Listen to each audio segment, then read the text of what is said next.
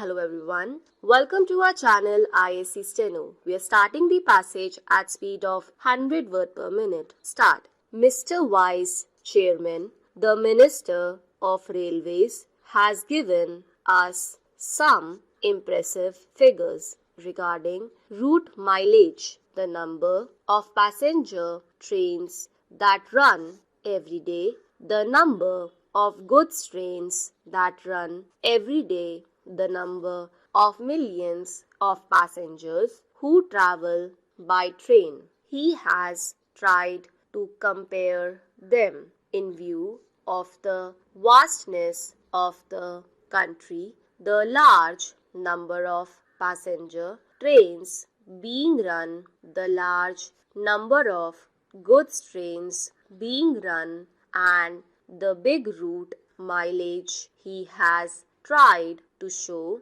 that the number of accidents that have occurred is not quite alarming. I do not know what his idea was when he tried to compare the number of accidents against this background. Committees have been appointed when serious accidents took place to find out why such and such accidents took place. The Shah Nawaz Committee, which was appointed in 2006, gave a very voluminous report. Therein, they had stated the causes of accidents that occurred during the period before, and they had also suggested some preventive measures. The government have again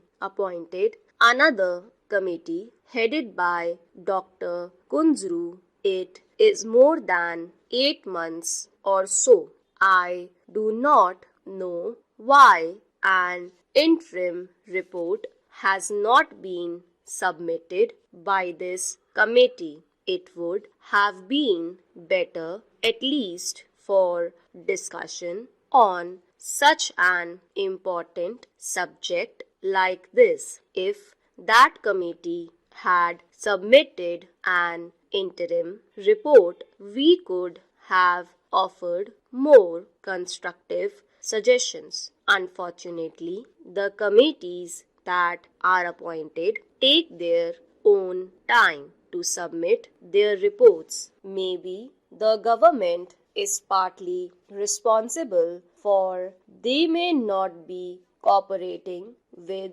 the committee in giving all the material that is necessary for the committee to come to some sort of conclusions and give their findings on such an important question. Time and again, we have discussed this question of accidents, and I was really pained to see how the minister tried to minimize the seriousness of the railway accidents. He also quoted in the other house the figures, the number of accidents that are taking place in other countries, particularly America and England. The conditions that are obtaining in these countries and that are obtaining in India are totally different. There, many of the accidents takes place not because of follies, not because of the limitations under which those railway works, but mostly because of the environment that there has been in those countries. So he did not mention the figures here but took refuge under the guise that our railways work much better than the railways work in other countries, and that the rate of accidents in India is much lower than the rate of accidents in America or England. So, by having this discussion,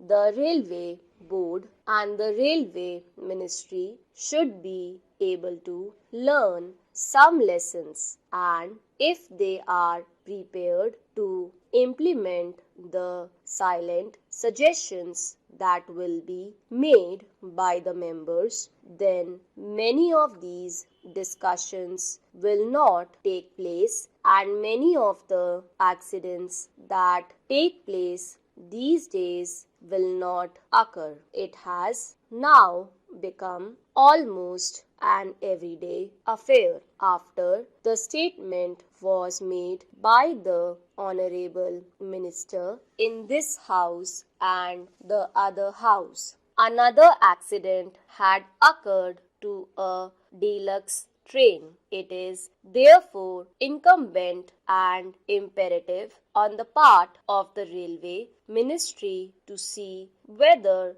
they could avoid these accidents. Many of the accidents that have occurred not because they are accidents but because of the wrong things done by the railway ministry. When a train leaves the station, care is not taken to see whether it has a defective engine, defective locomotive, whether proper check was made of it, whether the bogies that are attached to the train are properly checked up, whether the screws and bolts that are there are properly placed in their proper places, and so on. These are all things which, if properly inspected, will show whether the train is fit for traveler not, and if these things are properly adhered to, many of the accidents will not occur.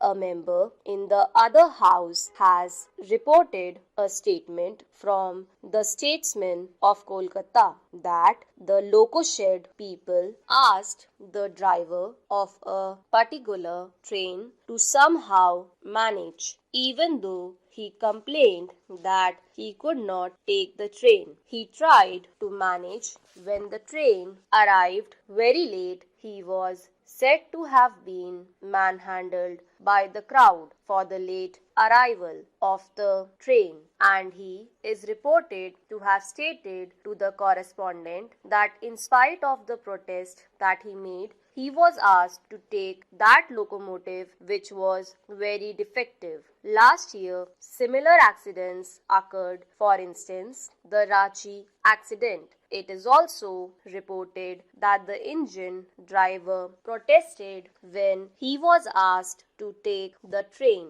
because the engine was defective. But in spite of his protest, he was forced to take that engine and an accident occurred. I am glad that an inquiry commission has been appointed to go out into the cause of the accident. Stop.